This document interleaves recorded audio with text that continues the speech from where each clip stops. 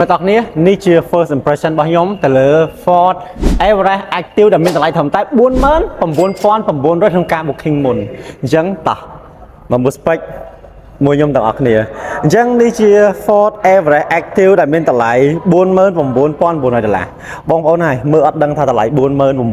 buôn nói tê sạch khăn mình tên chỉ ní chưa chùm đưa bỏ sò bà dân ở chùm đưa bỏ sò cứ bật nà bà và không ai được lốn bà cho môi trực kiến cứประเภท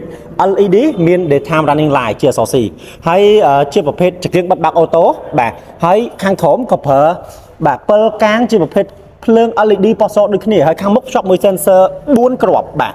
ដៃអូសដង2បលាំងដាស់ជាប់ខាងក្រោមការពារអញ្ចឹងតាក់ទងជាមួយនឹង Everest Active នេះគឺប្រើម៉ាស៊ីនបាទ 2.0 Turbo កម្លាំង170សេសកម្លាំងថក់រហូតដល់45 Newton ហើយប្រអប់លេខ10លេខអូតូចំនួនថ្មីហើយតាក់ទងជាមួយនឹងបែកចំហៀងវិញ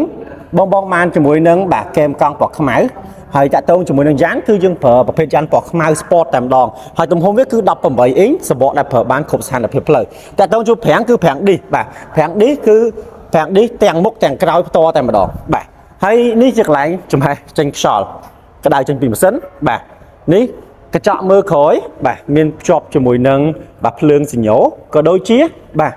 អាចអូតូ fold បានដោយអូតូបានផងដែរដៃទ្វារយើង design មកពណ៌ខ្មៅអញ្ចឹងឃើញថាមានជាមួយនឹងយ៉ាន់ខ្មៅឈ្នាន់ខ្មៅដៃទ្វារខ្មៅបាទសុំកញ្ចក់កែមហ្នឹងបត់ឌៀនហ្នឹងគឺខ្មៅហើយ roof rail ខាងលើនេះក៏ពណ៌ខ្មៅដែរតោះមកមើលខាងក្នុងបែកខាងស្ដាំដៃខាង driver ចាប់ផ្ដើមពី door panel គឺពណ៌ខ្មៅបាទប្រើស្បែកបាទជាមួយនឹងកៅអីបាទជាប្រភេទកៅអីពូកស្បែកបាទតាប់ឡូក៏ design ពណ៌ខ្មៅបាទមើលទៅមានស្អាតខ្លាំងតែម្ដងហើយកៅអីគឺចុចខាងតកង់បងប្អូនទាំងគ្នាបាទមានកន្លែងដាក់កែវទឹកទាំងសងខាងបាទអេក្រង់រហូតដល់12អ៊ីងធំកន្លែងសាក់ថ្មអត់ប្រើខ្សែបាទចង្កឹះលេខ10លេខប្រាំងដៃ electronic មានទៀតបងប្អូនទាំងគ្នា drive mode បាទហើយនៅជាមួយនឹងប្រព័ន្ធ traction control បិទបាក់ sensor ឲ្យមកស្អាតចង្កូតគឺចង្កូត e-pass បាទហើយតាក់ទងជាមួយនឹងបាទប្រភេទនេះគឺអត់មានបាក់តបោទេបងប្អូនទាំងគ្នាបាទអញ្ចឹងខាងមុខមានប៉ុណ្្នឹងតោះមកមើលប៉ែកខាងក្រោយវិញ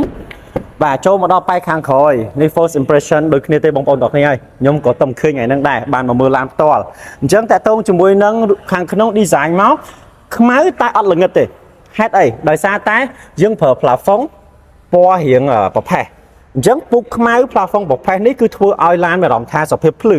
អញ្ចឹងតាក់ទងជាមួយនឹងខាងក្នុងគឺទលាយបាទកៅអីអាចរុញទៅមុខទៅក្រោយបានហើយយើងចង់បើកដើរទៅក្រោយអីយើងអាចទាញបាទនេះផ្លូវដើរទៅខាងក្រោយធំទលាយល្អកៅអីមាន3ជួរបាទអញ្ចឹង49មានកៅអី3ជួរពីមុនទិញ Everest តតែបាទតម្លៃ60000ជាងកន្លែងដាក់ថ្នាក់ដៃកន្លែងដាក់កែវទឹកសេរីថ្មីបាទមើលទៅឃើញ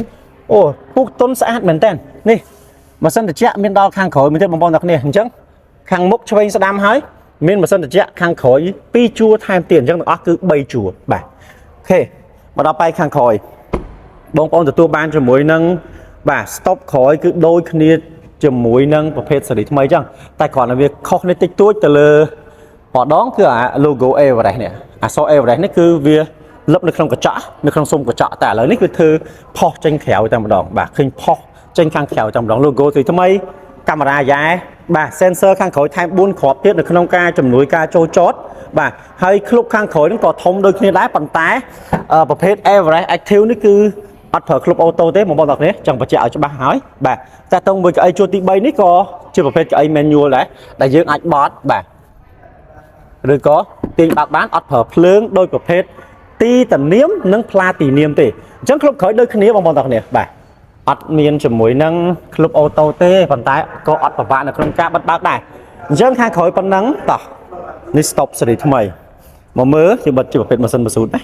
មកមើលខាងក្នុងទាំងអស់គ្នាចូលដល់ប៉ែកខាងតកង់បាទដៃទ្វារបាទកន្លែងសេរីកញ្ចក់ក្តៅកញ្ចក់ឲ្យមានមកស្អាត control បាទជាមួយនឹងភ្លើងខាងមុខគឺយើងមាន fog lamp បិទបើកភ្លើងដោយស្វ័យប្រវត្តិតម្លាក់ទៅលើគេហៅថាកម្រិតភ្លឺនៃភ្លើងកូដបាទខ្ពស់ទាបជាពិសេសគឺកៅអីបងប្អូនទាំងគ្នាសាច់កៅអីកន្លាស្អាតបាទហើយកៅអីចុចមានឡំបា support ខ្នងប៉ោងផតទេបងប្អូននេះចង់ប៉ោងចង់ផតមានទាំងអស់តោះឥឡូវមកឡើងខាងក្នុងមួយយើងបាទទាំងអស់គ្នាអញ្ចឹងអ្វីដែលបងប្អូនបានឃើញនេះគឺជាប្រភេទចង្កូត e-pass បាទចង្កូតភ្លើងអេឡិចត្រូនិកជាមួយនឹងបាទអេក្រង់មុខតកង់ជាប្រភេទអេក្រង់ digital 8 inch បាទ cứ và hai đục hiệp lại cái này ekran ở bà bạc mưa port miền thế hai ekran cái đấy cứ đọc pi inch bà touch screen Apple CarPlay Android Auto ở trong máy đặt trái để phở vào này mà sân chia bay trái chuyên sẽ làm bằng một đặc điểm dẫn khang driver xe khang passenger xe bà cho môi nắng hàng này lấy nick chỉ cần lấy đại phở bàn hồ đọc lấy miền tảng lấy đáy chùm nuôi tiết bà dẫn lấy ra thôi ở phở sai lấy xạ thu sao miền mà xe tập à vậy là căn là sủng khán cứ một phết ní bông ôn phở cho nên khang mình tên và té cho nên tay từ lừa ca cọ tề bong bong đặc nè bờ sân bong bong cọ cứ ban từ lại lo vào phần năng tề dẫn ca cọ thầm té bà buôn mớn làm buôn pon làm buôn rồi là tay phần nọ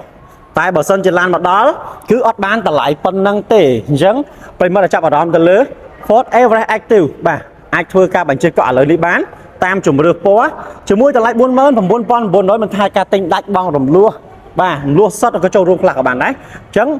pon là miếng bон time ai trả tông 1 mặt phải cái đấyឬក៏ណាត់មកមើលឡានផ្ទាល់ក៏បានដែរដោយសារមាននៅក្នុង showroom ឲ្យប្រិយមិត្តមើលហើយអញ្ចឹងប៉ុន្តែថែមតាក់តងជាមួយមាត់ផាក់ដីអរគុណច្រើនជួបគ្នាវីដេអូក្រោយ